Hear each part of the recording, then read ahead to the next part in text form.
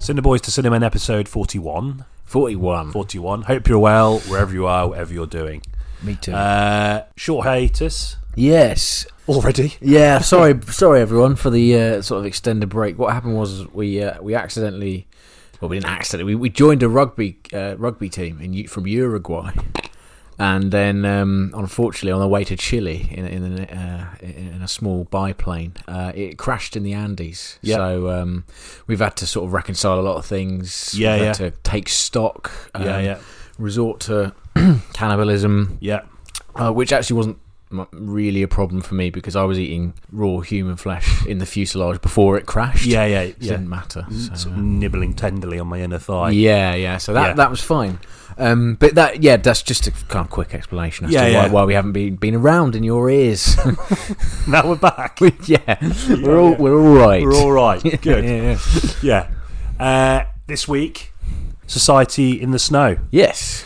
A nice little survival film. The first one we've covered, I think. It is, I think. Yeah. So that obviously lends itself to a broader discussion on the survival film genre as a whole. Got a couple of films we'd probably natter about for a little bit. I think so. Yeah. And then we'll go into a discussion about the film itself. Yeah. Watched it this morning. It's a strange morning film to watch. It sort of coloured the day a little bit. Wow, yeah. I mean, I think there are elements of the film that are really impactful, some not so much, but definitely the sort of the way he covers the whole, certainly the first incident of the crash itself. You know, pretty grim, visceral, nail biting, and all of the adjectives. Well, it won't stop. Shall we do it? Let's do it. Questing the cinematic void. So the survival film, I guess, kicking off with a sort of loose definition for those who aren't aware what a survival film is. But I guess the way I would sort of think about it is it's usually humans versus the elements. Yeah, absolutely. So, like the oppressive flora and fauna, weather, terrain, and that often sort of leads to some kind of moral or spiritual conundrum, which the character has to wrestle with alongside the aforementioned, physical sort of things. And it's a genre that has sort of consistently existed. I don't actually know when the first survival film was, but I mean, probably could have done with researching that. But I think email in. We should probably check that email. Actually, I don't know. I haven't checked it for ages. Been cancelled twice. Just haven't looked. Yeah. I mean, I guess that's sort of how I would sort of characterise that sort of genre, and I think there's something endlessly endearing about that, isn't there? About sort of tales of human ingenuity, suffering, beating the odds is a big one. Beating the odds, which is a very classic Hollywood thing, ananyway. Oh yeah, big time. Yeah. And you see that in a lot of other genres as well. It's like a very well used narrative trope.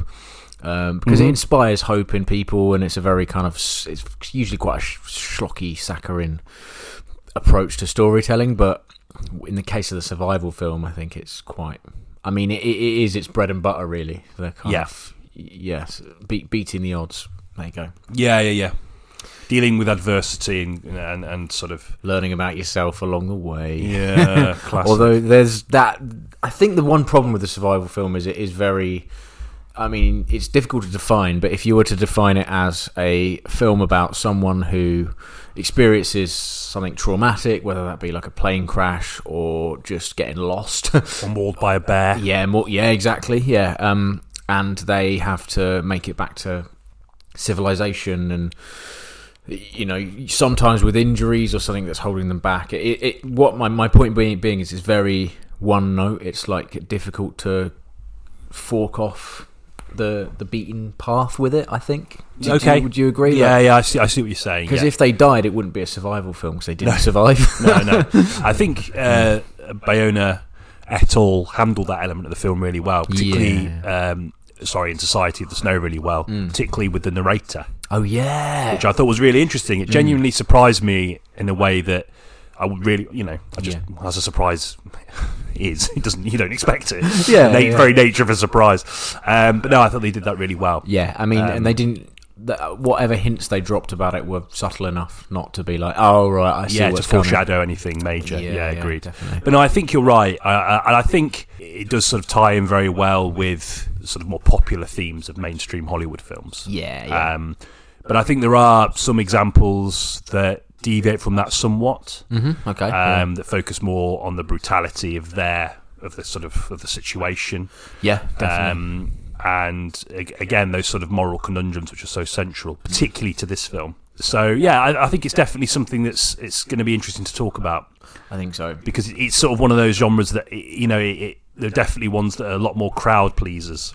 Yeah. Oh my god, yeah, it's littered with those. Yeah. I mean, even one of Bayona's own earlier films, you could argue, is one of those kind of survival film crowd pleasers about quite a recent event. I'm talking about The Impossible. Okay. Yeah. It's just a lot more.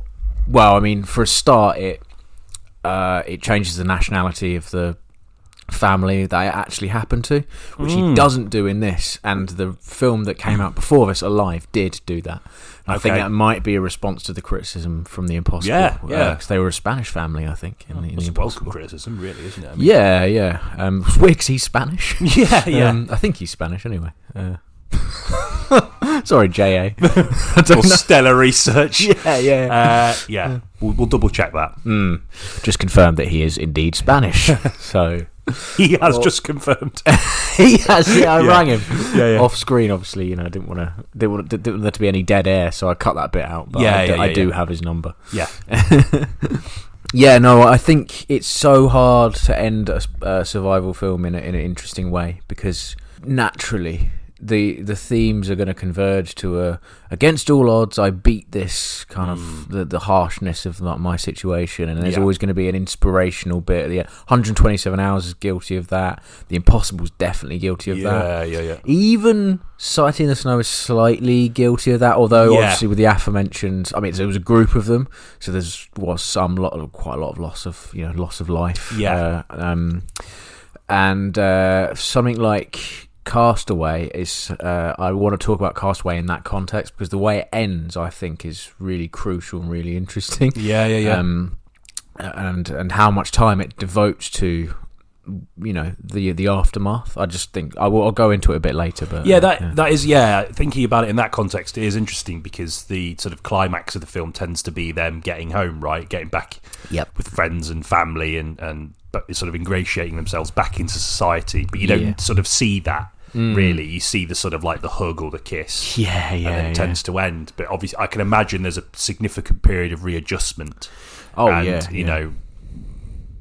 you ever be able to sort of reflect on your life after the incident in a way that, I don't know, is it sort of harder for you to assimilate back into those things, into your life, into the role you had before? And exactly.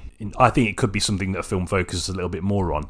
I mean, you do a little bit in Society of the Snow. Yes, it's subtitles. It's kind of intertitles. Mainly. And they sort of have like scenes of them being bathed and like doctors checking them over and like a sort of voiceover. That's right. Yeah. And it doesn't go over the sort of, because we're sort of talking about the film more than we should do at this stage, but obviously the whole cannibalism element, which is obviously something pretty much everyone would know about this, because it's sort of the key.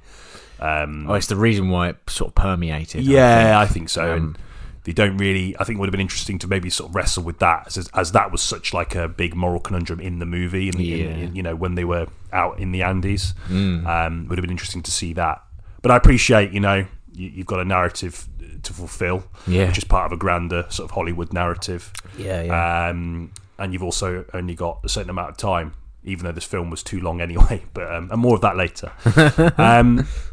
Let's see what you have to say about Castaway. Let's just do that now. All right, I will. Because I love Castaway. That was like a kind of key film for me growing up. What's interesting to me for a start is that it's Zemeckis, who was... Oh yeah, it is, isn't it? Yeah, he's known for he's known for Back to the Future and Forrest Gump before that, which, were alternatively like, huge moments in pop culture, for better or worse. Forrest Gump hasn't stood the test of time that much, but he wasn't really known for lowish key. There's a lot of high concept stuff in there, like the plane crash, etc., and Tom Hanks being in it, but there's no music in that film for like an hour and a half. Yeah. And it's very sort of sedate almost. And it just like lets you get to know this guy and his fiancée, Helen, played by Helen Hunt. Oh yeah, Kelly. Yeah. Oh, and it sort of spends a long time with him just doing his thing, like his everyday life. He works for FedEx. He's obsessed with time and timekeeping. He has like a problem with one of his teeth, doesn't he? He's got a dental complaint. Yeah. So that's one of the sort of elements I really stuck with me for some reason. I don't. Oh no, don't know why. It does. There's a payoff. There's that moment. Yeah. And it's just interesting how long it takes to get to that moment of this, where the sort of survival aspect kicks in. I think it's probably about 20 minutes, half an hour, I'd say, before the plane crash happens. I mean, yeah, you would probably know better than me. I haven't seen this film since I was about 16, so I can't really remember. Yeah, I love how much time you spend with him before, because it's so crucial, and it adds to that kind of almost realism with it. Yeah. That people forget about these aspects because everyone just remembers Wilson, the volleyball, and like that was a kind of that was it's the a cultural thing. thing, was like a touchstone for so many people. I mean, you can buy volleyballs with it on. We had one at uni. I've got one. Yeah, you have one. I have one. Yeah. So like, you know, it's almost overshadowed those elements of the film. I think so. And then Tom Hanks as well. Yes, exactly. You know, there's sort of America's Dad thing, which I find a bit sort of annoying, but he's not a dad in this though. But, no. Well, it's just this sort of tendency culturally to pour a lot of reverence on one particular person, and I don't know. I find that really irritating, and it might not be. It's not necessarily always their fault, but it's like, I feel like he's embraced that pretty willingly. And it makes it a bit more annoying. I'm not saying he can't be good, because he's definitely been good. Like, I'm not saying that at all. And I do quite like Castaway, but it's like, something annoys me about that. Yeah, I think that overshadows the film as well. The sort of more, because there are subtle deviations from what we would consider the sort of classic archetypal survival movie. But I think those are sort of, mostly papered over by him. And I think the presence of him and his sort of star power and the image that either he is supporting or is projected onto him by mainstream audiences. Okay, yeah, I know you Prick. are right. No, I'm joking. No, yeah, I hate him that much. I just find it a bit irritating. Yeah, I think this film came out in 2000, and that was peak Tom Hanks, right? That was like when he was shitting him out, incredibly famous. Yeah. And Zemeckis had worked with him before, and I think he became his sort of De Niro to Scorsese for a little while anyway. And there was an expectation almost that he'd be cast in it. Yeah, he does a great job. I think he's fantastic in Castaway. When he's good, right? I mean, if you can, I find with him, I just have to shave away all that stuff.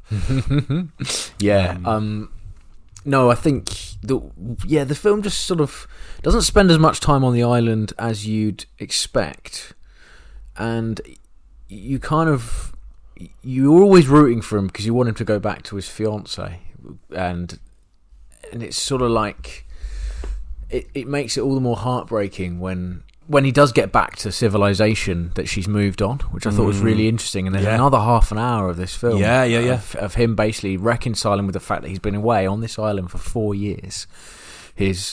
You can't blame her for it. No, she thinks he's died, and everyone thinks he's died. The plane had crashed, right? And not only that, he's sort of everything that he'd been working towards, which was effectively her. It kind of melts away because she's gone. And it's this heartbreaking scene at the end, which is in another context might be quite schlocky. It is quite schlocky. It's the bit where they kind of meet up and at the crossroads. That's at the very end, and he meets another woman, but he kind of can't really. There's a kind of implication there that he can't really connect with her. I think anyway. It's quite an open-ended little ending, but it's just so heartbreaking. I think that the sort of moral message from that film is that people move on, and you wouldn't expect it. You wouldn't expect that from a film, but from a film of this caliber, really. But that was the ultimate message: is that even if you did kind of surprise, I'm alive and back to civilization, it wouldn't. You're coming back wouldn't really. Yeah, the world hasn't stopped because you've gone. Yeah, exactly. The world's moved on. I think Castaway. That is how it curbs around the almost trap of the survival film being about hope and human resourcefulness, ingenuity, and kind of resilience. It's not about that at all. It's actually about just human beings and their ability to move on without someone. That's what I love about Castaway, and that's my 2 cents about that film, really. Anyway, I need to watch it again, but it's actually been quite a long time since I've seen it. But I haven't seen it for years and years and years. I used to watch it like I used to watch it like once a year. It was one of those. It does have it definitely has that vibe to it, that movie. Yeah, and the volleyball stuff is interesting as well. Undoubtedly, it's kind of created this sort of cultural thing around it, and those scenes are sad, but I really think the relationship between Chuck and Kelly is the key thing. Yeah, it's the foundation and the reason why it's so upsetting. Yeah, it's because he sort of superimposed his fantasies onto her when he returns, hasn't he? Yeah. So he just thinks he's going to turn up and she's going to like throw herself to her knees and be like, rejoice. Yeah. Which she probably would have done if he'd been a couple of years earlier. Yeah. But the idea that things just move on and grief. It's a constant in our lives, but we, as humans, we get better at dealing with it. Yes. And then that enables us to then move on and make the sort of necessary steps to sort of just live. Yeah, exactly. Yeah, no, that's interesting. I've not thought of it that way, really. Again, for the aforementioned sort of Tom Hanks stuff, but you raise a good point about it, which is sort of almost maybe reconsider it in a better light. I mean, if you watch it again, the lack of music until he leaves the island. And that's when the first music hits. He looks back at the island and he sort of realises, what have I left behind there? It was obviously like a source of trauma for him, this place, but also as simultaneously a source of survival and hope. And he's leaving it behind. He's seeing it sort of recede into the distance. And that's when the fantastic Alan Silvestri score comes in. Oh, yeah. Simple kind of one melody, basically. Piano, violins. And also... Kelly marries his dentist. Oh, really? I forgot about that. It was sort of peppered in there. It's quite subtle, but it's so ironic. Obviously, that is a kick to the fucking nuts, isn't it? Kick to the teeth, mate. Oh yeah. Got my anatomy wrong there. I'm fairly sure it's his dentist, because he mentions him whilst talking to volleyball and how much his tooth is hurting.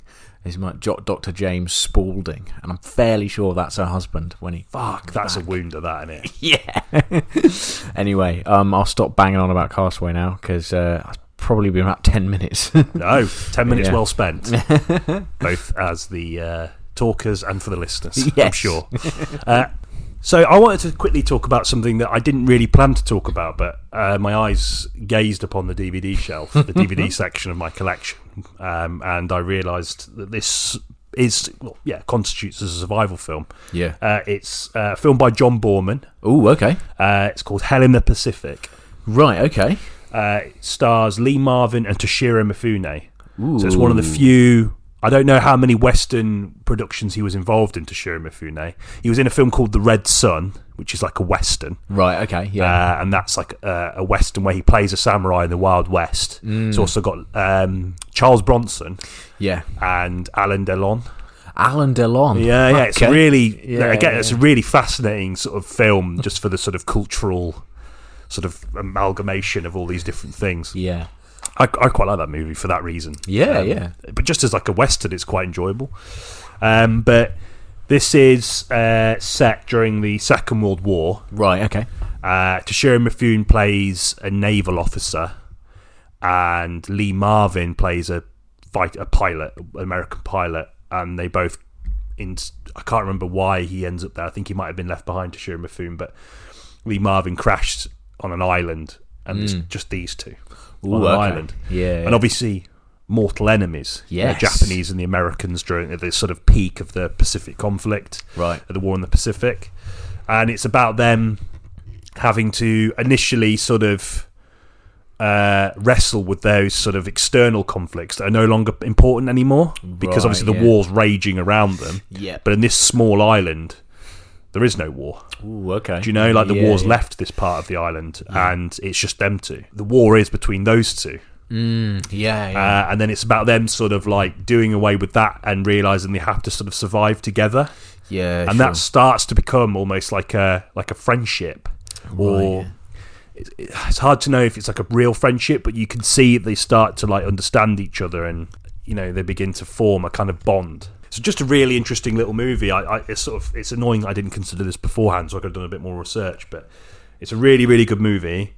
A lot of interesting stuff about the sort of creation of the film. Obviously, Toshiro Mifune and Lee Marvin. Lee Marvin idolised Toshiro Mifune, as a lot of actors did at that time. Yeah, because, okay. Toshiro Mifune, Kurosawa, his films were very popular in the West, and he was lauded as one of the great auteurs, and so obviously by extension, Toshiro Mifune, who's like his most recognisable star, was propelled into the adoration of anyone who was an actor.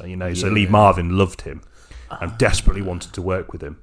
But Lee Marvin was also a US Marine who fought in the Pacific. Wow. Okay. Like quite a few actors, weirdly. And I think before they made the film, Mifune made him go to like this sort of like place to respect the Japanese dead.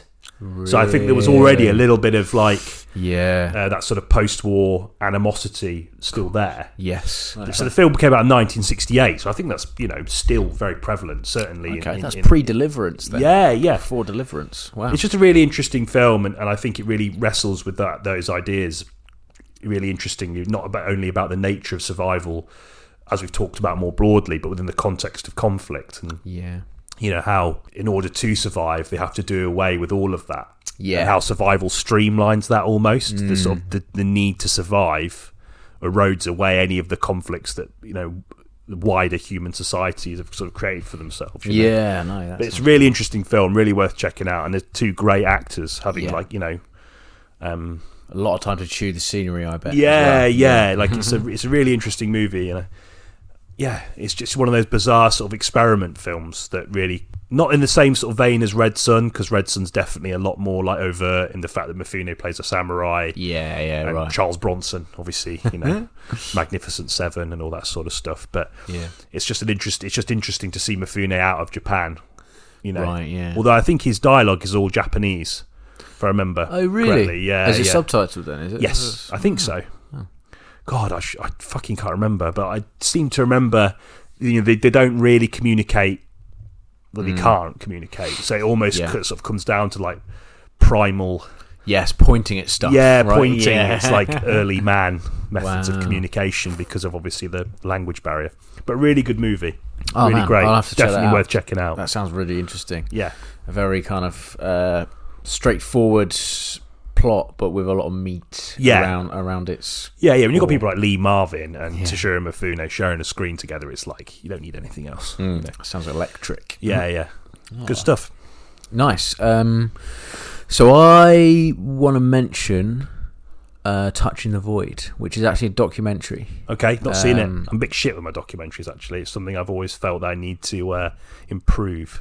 It's funny. I've always been reasonably fascinated with survival, tales of survival anyway. Yeah. Like I had a few books about just like stuff about people surviving things. Including like helicopter crashes into volcanoes and stuff like that. And so I've always been fascinated by it. And then I think my mum had read the book Touching the Void by a guy called Joe Simpson, who went climbing a mountain in the Andes with his mate Simon. Oh, Andes again. Another Andes one, Silu Grande is the name of the mountain. And the north face hadn't been ascended yet, so they would it was a first for them. They were trying to be pioneers, right? And he in the book he sort of details how basically what happened was he came over the ridge and the snow fell from underneath him, and he sort of careened down the mountain and broke his leg really badly. Like I think the impact drove his lower leg straight through his knee joint. So it was like it wasn't just a snap break. It was like it fucked a catastrophic break. Yeah, really, really awful break. And his climbing partner lowered him down the mountain, but he came onto an overhang, and and because of the length of the rope, he didn't know that he was dangling over the edge. He thought he was still on like reasonably solid ground, and after a while they had like a system in place as to when the other one would climb down to join him, and he thought he died because there was the system wasn't happy. Like, it was basically like he wasn't responding anymore. So he cut the rope, and he was actually still alive, but just dangling over the edge of a crevasse. So just the guy that broke his leg. Yeah, this guy Joe. And I mean, I could recount the entire rest of the survival story to you, but I mean, it's just a series of horrible instances of like bad luck and miscommunication and stuff, basically. But the film is a sort of dramatic reenactment of this, and how he kind of somehow found his way out of a crevasse and crawled like with a broken leg 6 miles back to the base camp before obviously Simon was packing up to leave because he thought he was a goner. And so it's a fairly classic kind of survival tale, but really Simon felt a bit guilty when he saw him crawling over the hill. yeah that was like a whole big thing about again. Did he fall out?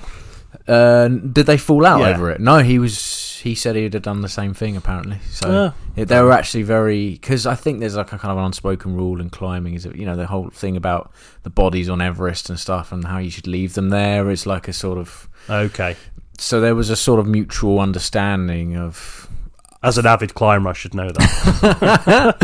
Yeah, there's a bit in it where he's right before he decides to lower him down the mountain, Joe says, "I bet you anything he's going to leave me here." And he could have done. He could have left me here, and I wouldn't have blamed him, because I was a goner. Like, I can't, you can't climb down a mountain with a broken leg. No. So there was always, like, they always sort of knew there was like a kind of mutual understanding. Yeah. But he faced a lot of criticism from the climbing community about what he did, about how he cut the rope and stuff like that. So the film's about this really, and there's definitely that kind of moral through line about what Simon had done. And, how could he have done it differently and all that kind of stuff. But yeah, I mean, not often we talk about documentaries. But it's No. Like, as I say, it's definitely, documentaries are sort of a huge blind spot for me. Oh, it's more just, broadly speaking. So, but it sounds great. I'm interested. It's great. Basically, all it does is, it is just like a normal film, but it replaces the dialogue with interviews. So it's a very straightforward documentary. It doesn't have archive footage or anything like that. It's a dramatic reenactment. Is it on location? Yeah, they shot it in the Alps. Yeah, and the Alps. They didn't go back to the Andes because it was too dangerous. Cowards. Yeah, they did for a bit actually. I think, but not for like the mountain stuff. Yeah, I think they went back to base camp, and there's like a big glacial lake and things. Yeah, just an excellent example of the survival genre. It doesn't do anything new, but because it's documentary, it's very gripping, and I just think it's great. I think it's highly recommend watching that one. And it's just these two blokes. They're both from, I think, Sheffield. They're very matter of fact guys chatting about going. It was 1985, just going and climbing the Andes, and yeah, it's really interesting. And it does suffer from the once he's found, it's all over and everything's fine, and there's like a couple of subtitles at the end. And I was left craving a bit more about like how they got back to England and what happened with Simon and the climbing community and stuff. And it doesn't contain that, but overall, yeah, just a great movie.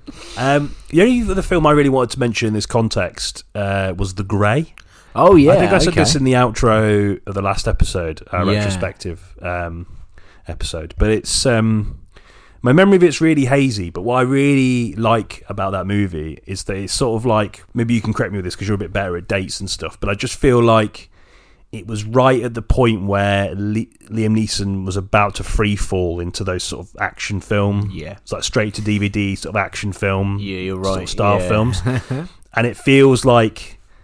Obviously, it was after Taken, right? I think it was. Yeah, it was. I think it was the one he did straight after, based on the success with Taken. Yeah, so like that sort of like unassuming older guy with like a sort of dark past, or like extensive sort of training in tactics or espionage or whatever. And that tends to sort of be the character archetype he's played in a lot of these sort of straight to Netflix, straight to DVD style action films that he's been in. But what I like about The Grey is that it's that, but as a survival film. Yes, yeah. And it's like there's this sort of real commitment to this rugged sort of hyper masculinity. Yeah. I don't know, like it really. I don't know, maybe it's like just like the right era of his career for that just to work for me personally. Yeah, no, agreed. Yeah. You know, I just think there's something in that I really like. And the final bit when he's like, all the wolves are surrounding him. Yeah, and he's like got those, he's sellotape, like masking tape, broken glass to his knuckles. Oh my god, yeah. I just remember thinking that, you know, it's so fucking cool. Like, you know what I mean? Like, I don't know what it is. I just think there's something interesting in that because it sort of reminds me of the way that we look at sort of 80s action films through the sort of lens that we have now. Like, I think it's a really sort of reductive attitude. Just say, I figured out that 80s action films are naff. So, you know, I think there is, like, genuine, like, something, obviously, you know, something really fascinating there about the nature of, like, what the 80s was like. Yeah. And I think a lot of the best 80s action films, like Commando, for example, like, do a really good job of, like, placating the ideology of the time, but almost sowing the seeds for this sort of, like, silliness, which can be sort of reflected on and critiqued at a later date. And I feel like the Grey has that sort of vibe to it. Like, it's this really like brutish sort of, you know, sort of thick man sort of, you know, masculinity to it. Thick man to masculinity. I don't know what I'm saying. I think, you know, it kind of makes sense. Like, though. Sort of hardy, which is like really popular on social media, like men cutting trees down and stuff. Cooking outside. Men, a lot of cooking outside. People like in a stream swimming, but then chopping onions. Really weird. But with a cleaver as well. It like, makes no sense. The implements that I know exactly what you mean. There's definitely sort of like a spectrum there within that. Like, you've got like this sort of like scrawny little nerdy guys who just like sort of like cooking and having tents out in the wilderness, and you've got like the guys that like go out with a massive axe and just like level half a forest. I don't know, it's weird, but anyway, so I don't know, like, I feel like there's something in that, like there's something almost sort of quite funny about it, how it plays it really seriously in the same way that action films played themselves really seriously in the sort of 80s and early 90s, and I really like it for that, and I just think it's a great, one of the better. I actually prefer it to Taken, I think. I've seen Taken once. I've seen The Grey more than once. So, I mean, I went back for more. So clearly, there's something in it. I think there's something so basic and simple and stripped back about it. And like you say, there's also like a kind of maybe it is a male thing, or maybe it's just a human thing. I just like people. I like watching people use what they've got around them to survive and like make stuff. And that's why I like Lost as well. The first series of Lost. I won't go to it too much as a TV show, but that has that. It has that basic kind of, what have I got around me? Like, human ingenuity. And I'm going to spend 3 days trying to make a fire, but I'll do it like this. And and you know, even in lesser films, like there's a film called The Mountain Between Us, which is about Idris Elba and Kate Winslet being in a plane crash. And it's got stuff in it was like Idris Elba knows a bit about survival, so they kind of team up and, you know, they find like bits of this plane and make saucepans and stuff. It's just exactly stuff like that. I think something to be said about watching that. It's quite satisfying. Ingenuity in the case of The Grey, not just for survival, but to sort of prop up this new sort of career direction for Leslie Nielsen, I nearly said. Liam Neeson. Leslie Nielsen. Leslie Nielsen is The Grey. Leslie Grey. I just really like it. I think it's a real sort of guilty pleasure. And it's something I'd quite like to revisit somewhat shortly. It'd be funny if I thought it was shit. Which has often happened, actually. But no, I like it. Yeah.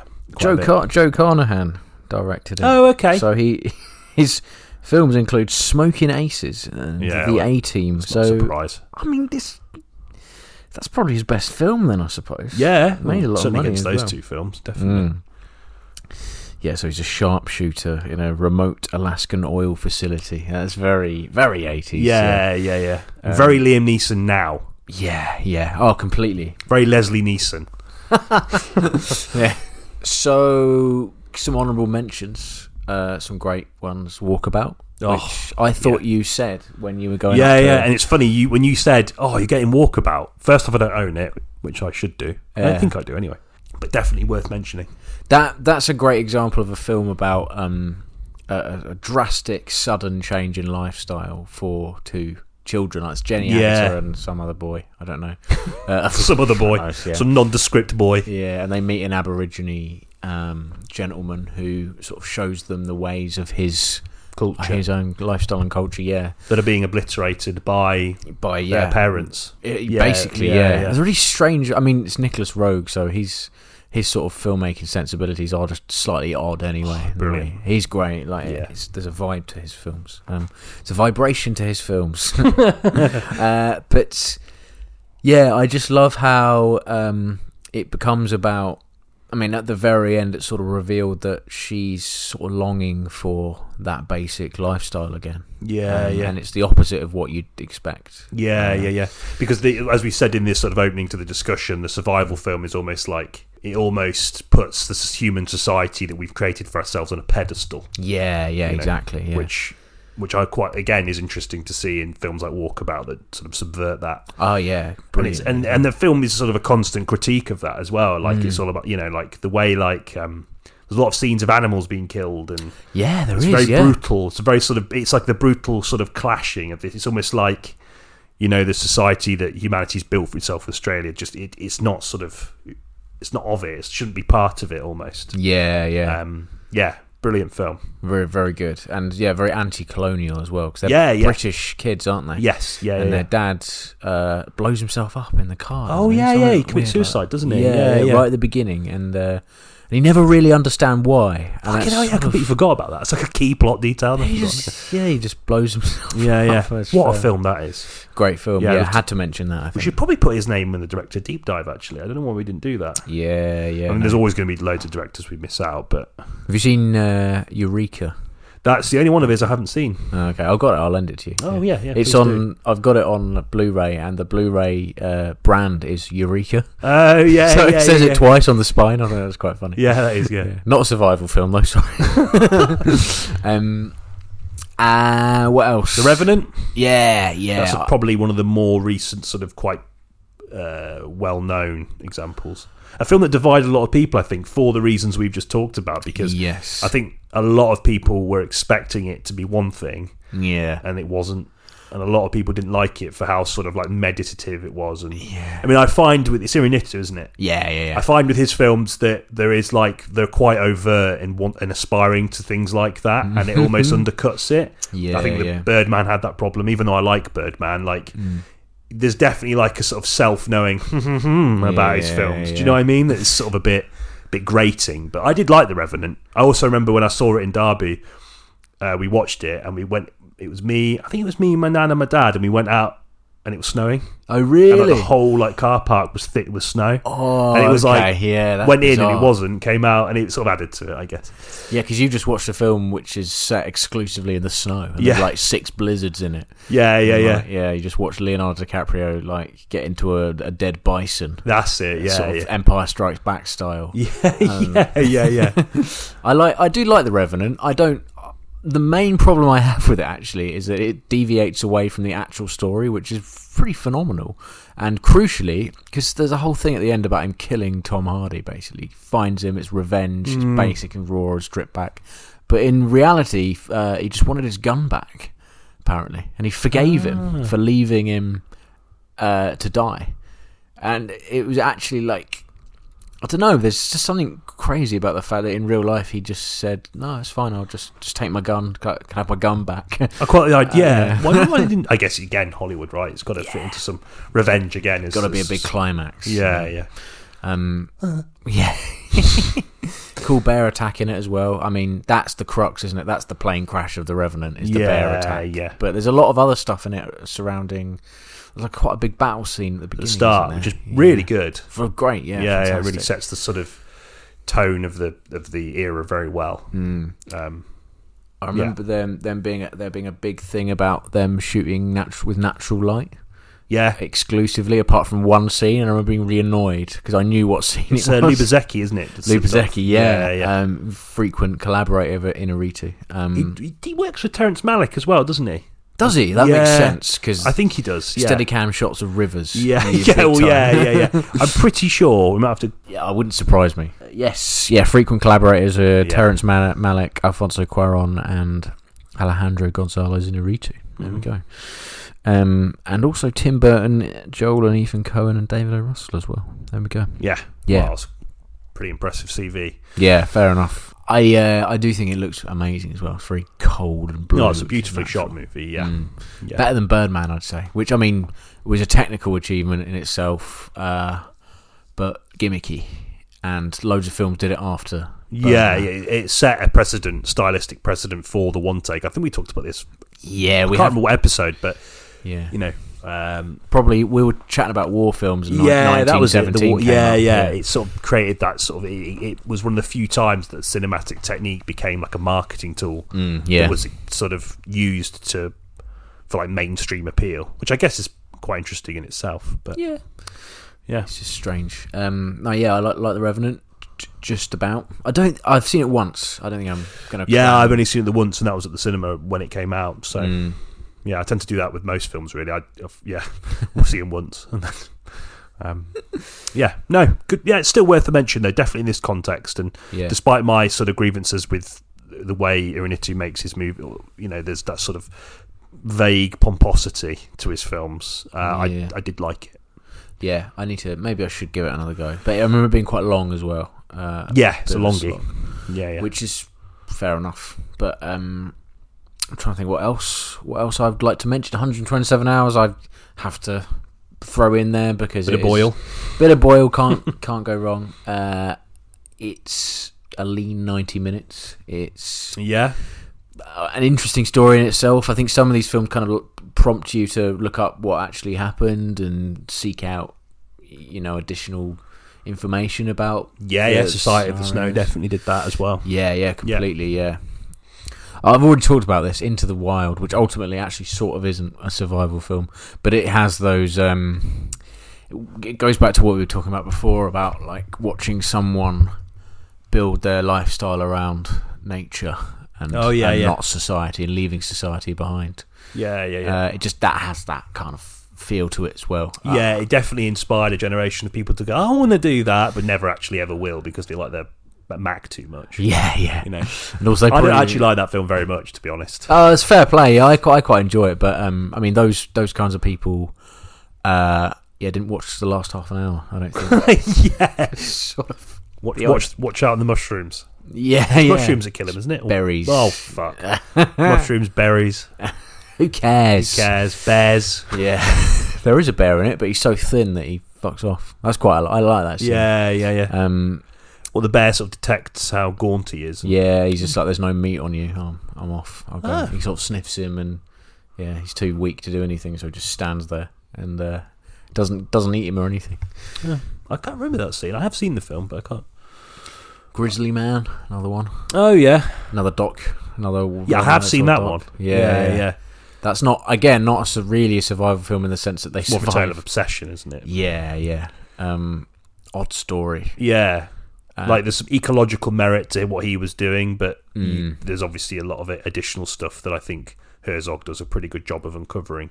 That's right. Yeah, the obsessive nature, and you know how he didn't really have much of a life outside of what he was doing, and. Yeah, that's right, yeah. And he almost had this sort of sense of ownership over them, which is like, I guess, in a way, somewhat troubling, given that it's obviously the natural world. Yeah. But I spoke to, I think, Dale about it, actually, and he was saying that, obviously, regardless of that, he did do quite a lot of, like, conservation stuff for bears in that area, so I don't know enough about it to comment on that, but... Yeah. I just remember a scene of him saying, "These are my bears." I remember that, and thinking, okay. He was a sort of quite an eccentric bloke in general, wasn't he? And obviously Herzog listening to the audio of him being eaten. Fucking hell! Such a Herzog thing to do that. Oh man! And I love him for it, but fucking hell, no chance. There's like a whole subreddit about people trying to find that and listen to it. And it's not going to go anywhere because they did destroy it. And there's no surviving account of that, of the bear attack at all. It's gone. Like I know that, and the film makes that very clear as well. Yeah. But some people are convinced that there's a copy of it somewhere. Oh, really? There's like a whole sort of amateur sleuth situation going on about wanting like to a bear try with a recording device. Yeah. I bet you anything that you you'd listen if it does exist, which it doesn't. But if it for some reason they did kind of uncover something, it would just be I mean, it'd be horrible, but also exactly. I can almost sort of imagine it. Obviously, you can't really imagine how horrible it would be because obviously it'd be a whole new level of horror. Yeah, but like I can sort of imagine it. Just rustling, and someone Ow. screaming for shit. Oh bloody hell! Not my toes. My femur. Oh, poor bloke. Sorry. Oh man. Yeah. No. Lot. Yeah. I think we've covered some good ones there. I think so. Yeah. Shall we move on to Society in the Snow? Yes. Let's do that. I think one thing to note, something I'm going to write in my letterbox review, is that it's interesting to see a director unshackled from the sort of more naff elements of Hollywood's remorseless content machine. Yes. Because Bayona has certainly kind of, I think you said this in the outro of the last episode, is sort of a director for hire. Oh, yeah. You know, he's done Jurassic World, Fallen Kingdom, Tits, Dragon, Dinosaur, Bollocks, whatever. Haunted House Dinosaurs, yeah. And like, you know, I I'm not, you know, I like that. I like those sort of directors, those sort of workman-like approach. They just sort of like, next thing. They don't necessarily have any like visual or thematic things that they carry through their films necessarily or per se. Yeah. They just sort of treat each material on its own merits individually. Yeah. And I like that. I'm not slagging him off for that. But what I think is especially interesting here is that he's sort of separate from that. Now, obviously, Netflix is co-financed, but they like to pride themselves on giving the illusion of being separate from the Hollywood machine. But you know, I think it's interesting that he's obviously not having to placate that so much. Yeah, I think there are elements that definitely fall into the sort of traps that we've discussed in a few of the films prior. But I think that was really interesting for me, just going into the movie, thinking about his filmography and you know what he's, you know, and now making something that felt maybe I'm sort of being a bit simplistic about this, and without knowing him obviously, but more personal. Yeah, definitely. Yeah, some like kind of establishing a bit of a visual style for himself that wasn't present. I mean, before this, he was doing the Lord of the Rings Amazon TV series. He sort of spearheaded a couple of those episodes. Yeah. The Impossible I quite like The Impossible for what it is, but it isn't sort of stylistically unique or even particularly unique narratively either. No. It's basically the 2004 Boxing Day tsunami film. Like, that's what it is, really. Yeah. But this one is interesting, a lot more interesting, because there's already a film. Forgetting Jurassic World. Oh yeah, of course, yeah. Was it the second one? Yeah, Fallen Kingdom. Yeah. Which, wowzer. There's a bit in that which I really like. There's like one scene which, and like is a stretch, but there's a bit where they're like carpet bombing the island, and you see one of the dinosaurs like dying. It's horrible. Yeah. Out of nowhere, there's sort of an ecological spin on the whole thing, and then it goes back to being complete shit. Yeah, that is a really, really terrible film. He, like you say, he doesn't strike me as someone who has any interest in developing a style, but this changes that, definitely.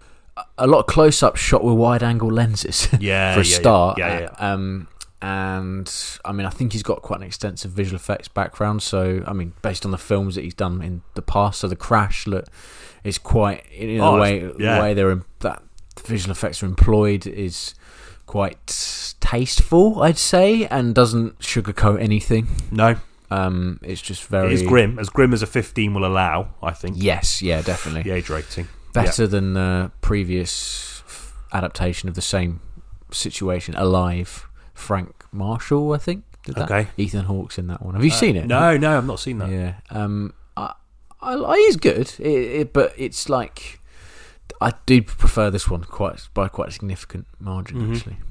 He used the volume for some of this. Can you believe it? Okay. It's kind of for some close-ups and stuff, which is crazy because it looks really good. Yeah. And it mainly, I think, shot on location. But yeah, and the way he sort of navigates the moral conundrum of the cannibalism, which, you know, there's extensive discussions. There's like a good sort of chunk of the film is devoted to them talking about it and talking about like how we're going to get nourishment, and there's like literally only one option, and it's to eat their friends, basically. Yeah. And the way he kind of navigates that's really nice, and he justifies it from both ends, I think. Yeah. It's a sort of lens that, you know, it's a horrible you wouldn't wish it on any one situation to be in, but there's no judgment either. No, definitely not. Because the will to survive, the desire to survive is obviously something that we don't necessarily have to sort of entertain in the sort of luxuries of the world that we live in. Yeah, exactly. You see flickers of it, I think, when you're on public transport, like on trains, and people push each other out of the way to get on the train, or everyone looks anxious when a train's late, and you feel like people are really like getting this singular, I must do what I need to do above everything else. But you see it sort of drip fed into aspects of like the allegedly civilized world that we live in. But allegedly civilized, who do I think I am?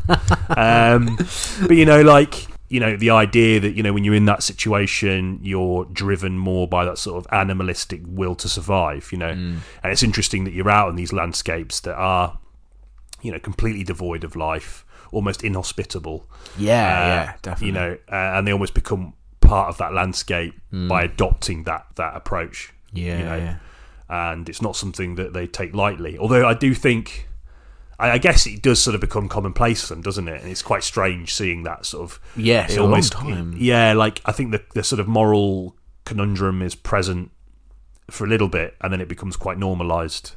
Yes. Quite quickly. Yeah, there's like wide shots of the fuselage, and you can just see ribs sticking out of the snow, and that's probably about the hour 45 mark, and it's you're right, it is normalised. And the way because they go on like little expeditions to try and basically figure out where they are, and they carry socks filled with muscle and stuff of their friends, and even in some cases family. There's a really chilling bit where the guy whose mum and sister die, he's like, feel free to use them, feel free to have a nibble when I'm away.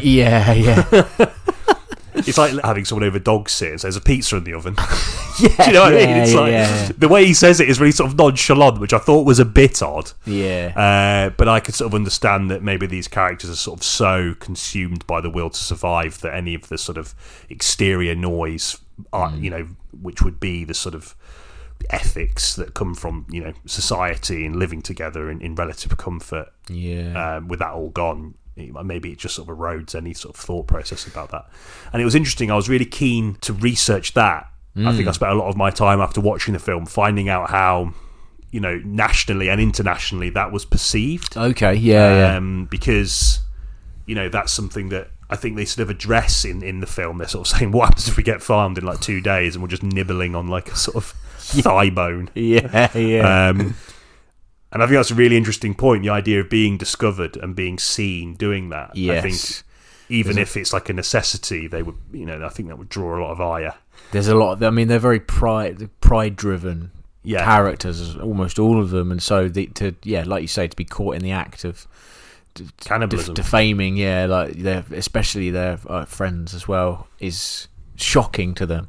Much more so than I think would be the case with a lot of cultures, even like Western culture. I think it's sort of more, there's a kind of understanding it is genuinely like a way to survive, and like you got to do what you got to do. But obviously there's also a sort of Catholic, sort of religious aspect to it as well. Which a few of them, I think, which dictates those who hold off on it for the longest. Yes. Before they realise they will just die if they don't. Yeah, it took a really long time for one of them to come around, didn't it? And the Liliana, the wife, the only surviving woman. Although his sister survives for a few days, but she dies. We're assuming you've already seen the film, by the way. Or you're not that bothered about spoilers at this point. I thought that was interesting, and I was reading a little bit about it. It was very cursory research, but it was, that was met with quite a lot of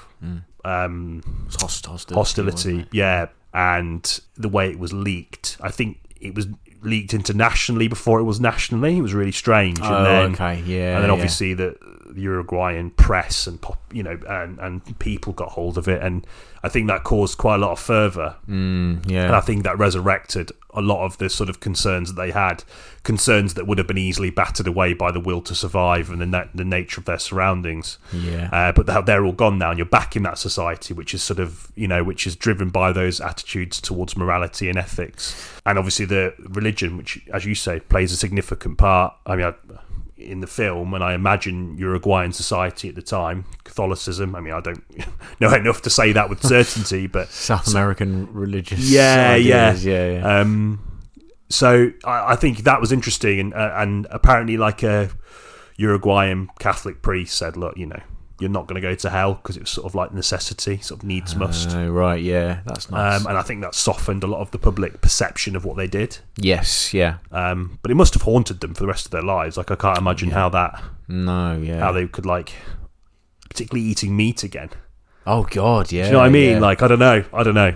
I mean, I suppose the one saving grace is that they weren't in a kind of boiling hot country where it would just rot quickly. Like, at least the snow would be, and they pack it with snow, don't they? And they eat effectively they eat the snow with it inside, so they don't have to taste it, at least initially anyway. Although I know, like you said, as the film goes on, they're not as sort of bothered by the shocking nature of it all because it's becoming a new society, right? Yeah. I love also the snow. Yeah. Yes. I do love also the detail that they include in this, where one of the worst things that they kind of can't face is knowing who they're eating. Yeah. So they kind of find, I don't know if are they butchers or something, that they have the most knowledge about kind of human anatomy and what to. Yeah. And these two blokes are in charge of cleaving and cutting up the meat, and one of the things that they kind of touch on is it all gets mixed together, so they never know who they're eating, which I thought was quite harrowing, but also what a burden to bear for those other guys, though, right? Yeah. Oh man, yeah, like so brave, and like the idea that they could still hold on to that. Is that they'll never know, because the burden of knowledge would be almost overwhelming. I think, after that. So yeah, I'm glad they included that because I don't think Alive did include that detail. I mean, there are other elements that the film doesn't have. So they use the skin, I think, for warmth. Yes, flayed the skin off the corpses. For warmth. I imagine that's to sort of like, I think maybe the decision there was what they were already doing is pretty fucked up. Yeah. So if they're wearing skin as well, that from an mainstream audience perspective, that might not be the best way in sort of getting you on side with these individuals. I would have liked to see him, not because I'm sort of, but I would be interested to see how that, like an alternative cut of the film. It's just all the exact same film, shot for shot, but they're just wearing someone else's skin. Like, just to see how that would sort of impact the sort of the sort of public consensus towards the film. But I can understand why they wouldn't have done that. I think it would mar the characters a little bit too much. Yeah, I suppose. And also there's a whole other aspect of the film, which is the radio and the fuselage and finding the tail of the plane and things like that. They have to kind of get on with that. I think adding the skin thing maybe would have pushed it into the sort of 2 hour 45 3 hour mark, because that would have been a big thing as well. You can't just have a cut and they're all just in skin, like I always like what I liked about it as well, thinking about it in terms of the runtime, because I do overall think that it was too long. But the film was sort of it sort of captures the monotony of their life quite well. So maybe thinking about it, maybe that's like, it sort of softened my criticism of the runtime a little bit. Like the idea that, like, as they forged their own society in the snow, and but it's almost like day-to-day life. And I felt like it was quite boring in parts, but not maybe in a way that sort of worked in the context of what maybe their sort of survival was like, because eventually things, like we say, the flesh eating of humans becomes normalised. So does the boredom of living in and around fuselage in the middle of the Andes. I don't know. Yeah, like a big valley. I liked the avalanche stuff. And that kind of aspect of it kept the pace up a little bit. Yeah, we sort of revitalised it, gave it some energy. Yeah, definitely. To talk about something so horrible, but in the context of the narrative. Yeah, no, definitely. It could have been shortened a lot. I think there was a focus on the sort of expedition side of things, and them kind of finding realise it for a start. They think they're just in a valley and Chile's right there, and they'll see pastures green, right? And they're not. I think one of the problems is the pilot drastically underestimated where where they were. So they thought they were a lot further out of the mountain range than they actually were. So they were just surrounded by mountains. And it does give that section of the film a lot of runtime that maybe could have been shortened. So we sort of touched on it earlier, but the kind of revelation that the narrator, who is kind of telling you this story via voiceover, is dead. What did you think of that? I liked it, because I sort of thought that it sort of took the jeopardy out of his character that he had the voiceover, because typically, if the character has the voiceover in these sorts of films is the one that has survived. And you almost imagine them doing a shot of them like sitting on their home with kids finishing their autobiography about it. You know what I mean? There and back again. Yeah, exactly.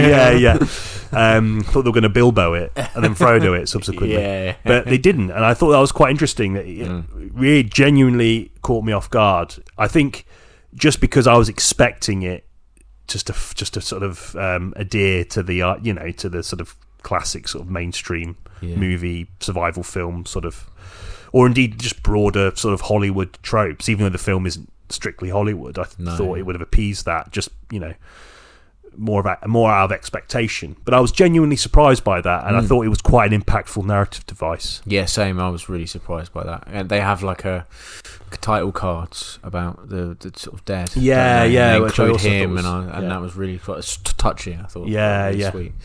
And a good way to kind of, without being too Hollywood about it, like immortalise. Yeah, because he invested a lot in him, and he came across like one of the more sort of morally robust characters, because he was one of the people that sort of holds off on eating people till he's literally about to die. He's dead against it, and he's almost sort of not forced into it, but like someone basically says, "Eat this, or you're dead." And he does it with a great deal of reluctance. So. Yeah, they invest a lot of time in him, and then just to kill him, I thought was really bold, actually. Yeah, I thought so. And he present. I don't know, like if the people attached to this film in terms of the actual incident have seen it and wonder what their thought process would be on it. But I think it was. I mean, because they could have so easy. It's sort of tastefully done. Yeah. Sorry. No, not at all. I just think they could have, like you said, they could have so easily had the film follow someone who did survive. Whose account, for a start, whose account is more, reliable. But they didn't choose to do that, and I thought that was really interesting and a really good way to, subvert your expectations. For sure. Agreed. It hasn't improved my. I'm not actually too bad on planes, but it hasn't improved my slight anxiety of jumping. Terrified of them. I can understand why. I mean, we came back from a holiday recently, and I was told afterwards it was very mild turbulence, but for me it was like. I was like shitting a brick for like an hour and a half. And it's the kind of thing also, like a fear of, I'm not saying you have an explicit fear of it, but I do. That fear of the fear of flying, where it's one of those things, I suppose, when no matter how much statistics can get thrown at you, it doesn't matter. You're in a big tube that's in the middle of the sky, and you're battling the elements and stuff. Like I think the intention of those statistics is to sort of prove how irrational the fear is, which I can see from the outside. Sort of, I can see why people like sort of present that to people like myself. But it's never going to work. No. It's quite a sweet thing to do, isn't it? Like, oh, don't worry, you're wanting to get killed on the way to the airport. Thanks, that improves things. You're shitting it in the car on the way to the hotel as well. More likely to get stabbed in the face by Peter Andre. Die in a plane crash. I was going to go see him in Bath. Now I'm not going to do it. But I get on a plane and he gets on it. I think, oh, fucking hell. Brilliant. Look at the weather forecast. Oh, Jesus. He's putting some name to some kitchen knives and grease. He has some in his batter. Oh, God. It's all coming out. No, I don't know. Like, it is a fear that will always be with me, and films like this don't really help. But I think my anxiety is always going to be there. So, oh man, it's just a thing you got to do. Got to jump on a plane for a couple of hours, I suppose. Yeah, you can't go to Skeggy all the time. No, you've got to go to other places. So. Catch a boat. That's true. 3 months, but that's also true. Although one of my colleagues at work told me that they were on a cruise. Was on through a hurricane. Ooh. And she said it was one of the most terrifying things ever. Oh, that scares me so much more than the plane thing. It can go either way. Yeah. I mean, I don't like the idea of a cruise anyway, personally. No, I think it sounds shite, but yeah, and also apparently it's really easy to get ill because you're in an enclosed environment and you're like, oh yeah, it's like being on the tube for 3 months apparently with a swimming pool in it. Yeah. Yeah. But no, I just hate that.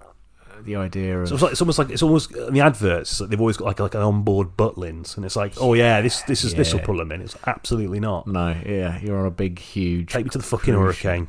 Yeah, just see a video of a rogue wave, and you're like, oh, no, Skegness for me. Skeggy, yeah. No risk, no risk in Skeggy. No, next time. Yeah, no, I did like the film. I enjoy it, and as I said, it sort of coloured my morning. So used to saying evening because films are usually an evening affair for me. Yeah. It did, just the sort of the trauma of it and my own sort of fears about flying. It definitely sort of lingered with me and still will probably for the remainder of my Sunday. So yeah. No, I'd say it's worth a watch. Also, I don't think it's perfect at all. I think it's quite matter of fact in some aspects of it. I don't know they're retelling a true story, but like, could take more risks. Like the risk they took in terms of the narrator. Yeah, that was great. More of that. Yeah, absolutely. I agree. No, I think so, and I'm interested to see what Bayona does next. If he kind of goes back, recedes into, director for hire territory, or if he does another Spanish film, maybe not even for Netflix, maybe one. Yeah. Kind of turns into a younger Del Toro or something. Yeah. That's the interesting thing about him is that, like, he's clearly like talented, and like clearly a good director. Like, so I mean, I'm not saying that wasn't present in his other films, but I think that sort of vision that you have, it's harder to fucking put that across in Jurassic World: Fallen Kingdom. Do you know what I mean? Like, so. Yeah, more of those films, please, J.A. Agreed, yeah. Because I think you've clearly got the chops for it. So. Yeah, I think so. Good. Outro? Nice. Outro. Questing the cinematic void. There we have it then. Yep. Enjoyed that? Yeah, absolutely. I say that with every episode, but it'd be weird if I said I didn't. Didn't like that one. Didn't like that one. It was a bad experience. Yeah. No, good to talk about it, and Ascender Boys first in terms of genre. Yeah, I'm going to watch Castaway at some point this week because I forgot how much I love it, and I was chatting about it. I'm like, I'm going to see it again. It's resurrected your dormant enthusiasm. Yes, exactly. Yeah. Next week, well, not next week, being totally honest with you, due to scheduling conflicts. We are doing a sort of double bill, so we're recording this straight after. Yep. Poor Things. Yeah. Yorgos Lanthimos. That's right, isn't it? Lanthimos or Lanthimos. I always say Lanthimos, but I don't know if that's right. If you say Lanthimos, I say Lanthimos. We've covered both bases. Yeah, exactly. Yeah. Funny if we were both wrong. Yeah. His new film doing very well in the award circuits. Largely quite well received, although there's a lot of criticism. Certainly about the content, and also the sort of approach to ideas of femininity and liberation and stuff, which I think we can go into. I've not read anything about that, but yeah, like let's chat about that. Let's chat about interesting. That. Yeah. Looking forward to discussing that in about 5 minutes. Yeah. In the meantime, look after yourselves. Yep. Yourselves. Thanks for listening, and catch you in the next one. See you in the next one. Cheers. Bye.